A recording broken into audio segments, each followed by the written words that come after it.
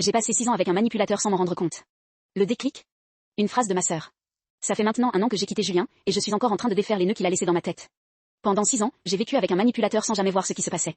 Et quand je dis « jamais », je veux dire « jusqu'au jour où une phrase de ma sœur a tout fait basculer ». Avec Julien, tout était toujours ma faute. Il était en retard? J'avais mal organisé notre emploi du temps. Il oubliait mon anniversaire?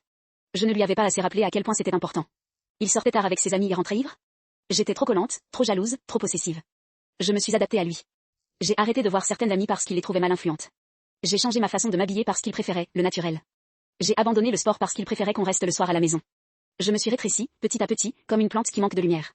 Ma sœur voyait ce que je ne voyais pas. Elle m'a invitée à déjeuner, un dimanche, alors que Julien était absent. Elle m'a regardé dans les yeux et m'a dit, sans détour, tu n'es plus toi. Il y a 6 ans, tu riais tout le temps. Maintenant, tu t'excuses sans arrêt, même quand tu n'as rien fait. J'ai voulu répondre, la défendre, dire que Julien était formidable, que j'avais de la chance. Ma sœur a enchaîné, je ne te demande pas de le quitter. Je te demande juste de compter, demain, combien de fois tu t'excuses. Pas pour une vraie faute. Pour exister. Je l'ai fait. Le lendemain, j'ai compté 17 excuses dans la journée. 17, pardon, pour des choses qui ne le méritaient pas. J'ai tenu le compte une semaine, et le chiffre n'a pas baissé. Ce n'est pas une dispute, ni une révélation fracassante qui m'a fait partir. C'est ce petit carnet, rempli de mes excuses inutiles, posé sur la table de la cuisine. Julien l'a vu, a demandé ce que c'était, et j'ai répondu, c'est tout ce que je ne suis plus. Il a minimisé, s'est moqué, m'a dit que je faisais un drame pour rien.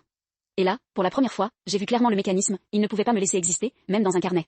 Il avait besoin que je sois petite, fautive, excusée. Je suis partie le soir même. 1 an après, je ris à nouveau, je cours à nouveau, je vois mes amis à nouveau.